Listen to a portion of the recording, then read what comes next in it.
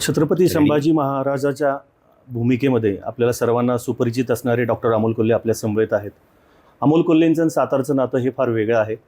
अमोल कोल्हेंनी छत्रपती संभाजी महाराजांचं महानाट्य सातारच्या स्टेडियमवरती केलं होतं आणि त्याला प्रचंड प्रतिसाद मिळाला होता. असं हे भव्य दिव्य नाटक झाल्यानंतर आज अमोल कोल्हे सातारामध्ये पुन्हा येत आहेत आणि ते मध्ये एका वेगळ्या कारणासाठी. सातारा लोकसभेचे उमेदवार शशिकांत शिंदे यांच्या प्रचारासाठी अमोल कोल्हे साताऱ्यात आलेले आहे. सर, मी स्वागत करतो आपलं साताऱ्यामध्ये. जय शिवराय. काय सांगाल प्रतिक्रिया? पहिली प्रतिक्रिया हीच आहे की लोकसभा 2024ची ही जी निवडणूक आहे, ही निवडणूक सगळीकडे हे चित्र बघायला मिळतंय. सर्वसामान्य जनतेने हातात घेतलेली आहे. त्यामुळे ही निवडणूक दोन उमेदवार किंवा दोन पक्ष यापेक्षा गेली 10 वर्ष ज्या भारतीय जनता पक्षाच्या मोदी सरकारने सर्वसामान्य जनतेचा अपेक्षाभंग केला, सर्वसामान्य जनतेला महागाईच्या बेरोजगारीच्या खैत लुटलं, ते अपेक्षाभंग करणारं मोदी सरकार विरुद्ध सर्वसामान्य भारतीय जनता अशी निवडणूक होती. आणि ही निवडणूक सर्वसामान्य जनतेने हातात घेतली आणि सातारा लोकसभेची परिस्थिती सुद्धा तीच आहे. सातारा लोकसभेत सुद्धा सर्वसामान्य जनतेने ठरवलंय की सर्वसामान्य जनतेचा प्रतिनिधी असलेले एकनाथ शिंदे साहेब यांना प्रचंड मताधिक्यानं लोकसभेत पाठवायचं. छत्रपती संभाजी महाराजांचे विचार हे तन मन धनात रुजले गेलेले आहेत, सर्वसामान्य माणसात रुजले गेलेले आहेत. सातारा ही छत्रपतींची राजधानी आहे. छत्रपतींचे वंशज आज या लोकसभेला भारतीय जनता पार्टीकडनं उमेदवार आहेत आणि एका छत्रपतीच्या विरोधात आज तुम्हाला प्रचार करावा लागतोय. काय भावना आहेत? मी भारतीय जनता पक्षाच्या धोरणांच्या विरोधात आहे. मी भारतीय जनता पक्षाच्या सरकारनं गेल्या 10 वर्षात जो अपेक्षाभंग केला आहे त्याच्या विरोधात आहे. कारण ज्या छत्रपती शिवाजी महाराजांनी शेतकऱ्यांच्या भाजीच्या देठालाही हात लावू देऊ नका हे सांगितलं होतं, त्याच छत्रपतींच्या देशामध्ये दिल्लीच्या सीमांवर वर्षभर सर्वसामान्य शेतकऱ्याला आंदोलन करावं लागलं. 750 शेतकऱ्यांचा जीव गेला. सर्वसामान्य शेतकऱ्यांना भारतीय जनता पक्षाच्या एका केंद्रीय मंत्र्याच्या मुलानं गाडीखाली चिरडलं. ही गोष्ट आपण पाहू शकतो. ज्या छत्रपती शिवाजी महाराजांनी रांझाच्या पाटलाने बदामल केल्यानंतर त्याचा चौरंगा केला होता, त्या छत्रपती शिवाजी महाराजांच्या देशात मणिपूरमध्ये माता भगिनींची नग्न धिंड काढण्यात आली. त्यामुळे हा जो प्रचार आहे किंवा ही जी निवडणूक आहे ही या मोदी सरकारच्या विरोधात आहे. ज्या मोदी सरकारनं ज्या छत्रपती शिवाजी महाराजांनी काही आदर्श तत्व या मातीत घालून दिली, या तत्वांना हरताळ फासण्याच्या कृतीतून दिसतंय ना. पण एकंदर हे जरी असलं मोदी सरकारच्या विरोधात, परंतु साताऱ्यामध्ये एक वेगळं आहे की उदयनराजे विरुद्ध शशिकांत शिंदे अशी लढत आहे. उदयनराजेंच्या विरोधात आपण बोलावंच लागणार, तेव्हा काय असणार? मी पुन्हा आपल्याला हे फार प्रामाणिकपणे सांगतो की व्यक्तिगत माझ्या ज्या काही भावना आहेत, व्यक्तिगत जे काही माझे संबंध आहेत, हे वेगळ्या ठिकाणी आहेत. परंतु राजकीय भूमिका ज्यावेळी येते तेव्हा राजकीय भूमिका, आज भारतीय जनता पक्षाचा कुठला खासदार स्वतःची भूमिका मांडतो सांगा ना? जेव्हा कांदा उत्पादक शेतकऱ्यांना निर्यात बंदी लादून कांदा उत्पादक शेतकऱ्याच्या ताटात माती कालवली गेली, तेव्हा याच भारतीय जनता पक्षाचे महायुतीचे 39 खासदार संसदेत होते ना. बरोबर. कुठल्या खासदाराने तोंड उघडलं? बरोबर. का हा सर्वसामान्य शेतकरी या देशाचा नागरिक नाही? हा सर्वसामान्य शेतकरी खतांवर GST भरत नाही? हा सर्वसामान्य शेतकरी शेती अवजारांवर GST भरत नाही? साध्या पोराला बिस्किटाचा पुडा आणला तरी त्याच्यावर GST देतो आम्ही. अंगावर कपडे घालतो, बनियान घालतो ना, त्याच्यावर पण 5% GST देतो आम्ही. मग हा आमचा देश नाही? मग आमच्या तत्वांसाठी बोलायचं नाही? त्यामुळे ही जी निवडणूक आहे ही या धोरणांच्या विरोधात आहे. ही जी धोरणं म्हणजे कुठल्याही सर्वसामान्य शेतकऱ्याची कधी कर्जमाफी झाल्याचं आत्ता या गेल्या 10 वर्षात आपण ऐकत नाही. कुठल्याही सर्वसामान्य मध्यमवर्गीय माणसाची कर्जमाफी झाल्याचं ऐकत नाही. पण मोजक्या उद्योगपतींचं 25 लाख कोटींचं कर्ज माफ होतं. याच्यावर एकंदर सर, तुमचं मला धोरण पटलेलं आहे की तुम्ही भारतीय जनता पार्टी आणि त्यांच्या विचारांच्या विरोधात तुम्ही हे सगळं रणशिंग. वाक्यात जर सांगायचं असेल तर महाराज साहब आपसे बैर नाही लेकिन बीजेपी की खैर नाही. अरे बापरे. बरं, पण याला अनुसरून एक प्रश्न असाच आहे की 12 सरदार आहेत छत्रपती शिवाजी महाराजांचे, ज्यांनी त्या काळामध्ये आपल्या इथे येऊन शपथ घेतली होती की आम्ही छत्रपती तुमच्या बरोबर आहोत. त्या सर्वांनी उदयनराजेंना पाठिंबा दिलेला आहे पक्षविरहित सोडून.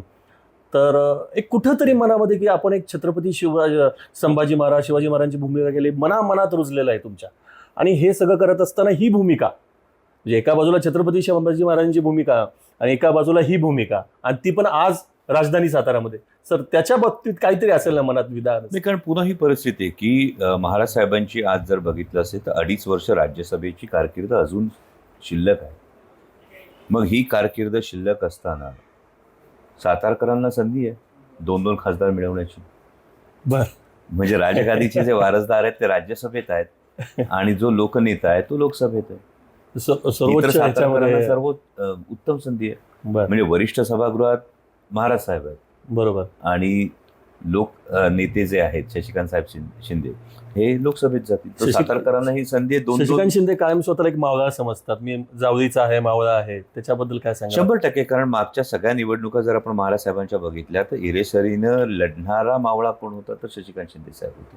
आणि हे सगळं करत असताना ही भूमिका, म्हणजे एका बाजूला छत्रपती संभाजी महाराजांची भूमिका आणि एका बाजूला ही भूमिका, आणि ती पण आज राजधानी सातारामध्ये. सर त्याच्या बाबतीत काहीतरी असेल ना मनात विधान? नाही, कारण पुन्हा ही परिस्थिती आहे की महाराज साहेबांची आज जर बघितलं असेल तर 2.5 वर्ष राज्यसभेची कारकीर्द अजून शिल्लक आहे.